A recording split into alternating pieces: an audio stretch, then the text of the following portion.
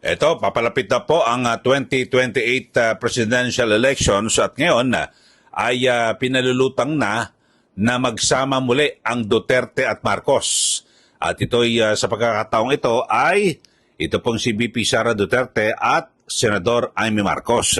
So, kung 2022 ay Marcos Duterte, Marcos ang presidente, vice presidente ay Sara Duterte. Ngayon naman sa 2028, baliktad. Duterte man naman ang presidente, si VP Sara ngayon, tapos ang kanyang magiging running mate ay ito pong si Senator Amy Marcos. Yan po ang ipinapalutang ni Senator Robin Padilla. Nasabi niya handa raw po siyang bumaba at hindi na kumandidato at para lang pangunahan at magsilbing campaign manager dito po sa tambalang VP Sara Duterte at Senador Amy Marcos. So parang Unit Team 2.0 po ito. Kayo ho ba, paburo kayo sa ating mga sukay, sa ating mga listeners, sa ating mga viewers dito po sa ating channel na baliktad naman noong 2022 ay Marcos Duterte, sa 2028 ay Duterte Marcos. So ito ho, pinalutang na po yan ni Senator Robin Padilla. Sila po ay nasa Malaysia, kasama ho doon si VP Sara, si Senator Amy. Ito pakinggan ho natin mga kababayan, ito ang posibilidad na pag-uusap na ngayon at bagamat sabi po ni VP Sara, nagulat daw po siya sa tambalang Sara Duterte at Amy Marcos. Ito ho. Itinutulak ngayon ang Duterte-Marcos tandem para sa 2028 elections. Nagbo-volunteer pa nga si Senator Robin Padilla na maging campaign manager para sa Sara-Amy tandem sa 2028. Ayon pa kay Padilla, handa siyang bumaba sa pwesto para pangunahan ng kampanya. Sinabi niya ito sa kanyang speech sa Kuala Lumpur, Malaysia, kung saan nakasama niyang dalawa sa Independence Day celebration kasama ang mga OFW. Nagulat din ako sa Sara-Amy ni Senator Robin at sinabi, nung umakyat sa stage si Senator Amy at tinanong siya ni Robin, ano ba yan? Tapos sabi ni Senator Robin, basta umuo ka na lang. So, hindi ko alam kung anong nasa isip ni Senator Robin. Okay, so kayo ho, sa ating mga kababayan, ay paburo ba kayo na mag-tandem ulit sa 2028 presidential elections, Duterte-Marcos naman? So, baliktad ho. Yung nakaraan, si Marcos Jr. at si VP Sara Duterte. So ngayon naman ay si Sara Duterte at Amy Marcos. So abangan natin. So sa ngayon, halos lahat po ng mga lakad ay laging magkasama ang dalawa. Di po ba nung nagdaos ng kaarawan o birthday, si VP Sara Duterte diyan po sa The Hague, sa The Netherlands, at dinalaw si dating Pangulong Duterte, ay kasama po ni VP Sara si Senator Amy Marcos. At ngayon naman, nagtungo sila sa Malaysia. Kasama na naman ho si Senator Amy Marcos de VP Sara. So, pwedeng talagang mukhang nabubuo na rin po yung ganyang usapan. At di ba sa mga nakaraan, yung sa Senado, talagang matindi rin ho yung pagtatanggol ni Senador Amy Marcos dito po kay VP Sara Duterte. Kasi nung una, di ba, nung panahon ng kampanya na, marami po mga tumututol, at tumutuloy siya ng mga taga-suporta ni dating Pangulong Duterte at VP Sara dahil sa parang pinagdududahan po yung katapatan ni Senator Amy Marcos sa mga Duterte. Di po ba ang tawag nga nila, ano ba yung mangga? Parang manggagamit o ano man, etc. Kung ano man yung kanilang mga pakahulugan dyan. Pero dito ho, kasi talagang napakalapit na po ng eleksyon. Di po ba? At pagkatapos to ng midterm, ganun ho. Kaya sa 20th Congress, makikita nyo na ho ang linyahan Di ba? Pagpasok po ng mga bagong senador at yung mga dating senador, kasi may naiwan ho dyan na 12, yung iba gagraduate, tapos yung iba naman magpapare-elect. So magiging maingat na po ang mga yan kasi alam nyo naman yung mga politiko, ang gagaling ho niya, advance ho mag-isip ang mga yan. Talaga nakikita na nila at kung ano yung kanilang magiging kapalaran para po sa 2028 matapos po niyan. Kasi karamihan po sa mga politiko talagang gustong-gusto po nilang manatili sa pwesto Di po ba? Ganyan no talaga. Gagawin po ang lahat ng paraan at kung saan kung sino po yung pinakamalakas at may malaki ang posibilidad na manalo po sa 2020 elections, ako magsisiksikan na ang mga yan. Di po ba? Doon na pupunta, makikita mo yung direksyon ho. Ako, nagdilipatan na, unti-unti, tapos, di po ba? At siyempre, ngayon ay nasasalang naharap sa impeachment trial, ito pong si VP Sara Duterte.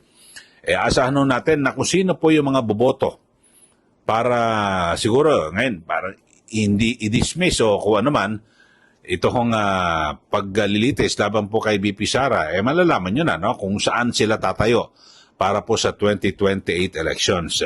Bagamat sa ngayon, may binabanggit ho na may ibang mga senador na, huwag yung sabihin tatawid. Intayin nyo muna na pumasok ang 20th Congress bago pag-usapan kung tatawid o hindi. Ito pong impeachment complaint laban po kay VP Sara Duterte. So, yun pinakaabangan natin. Pero, sa ngayon, sige, mag-comment na ho kayo. Payag ho ba kayo na maulit muli itong Uniteam 2.0?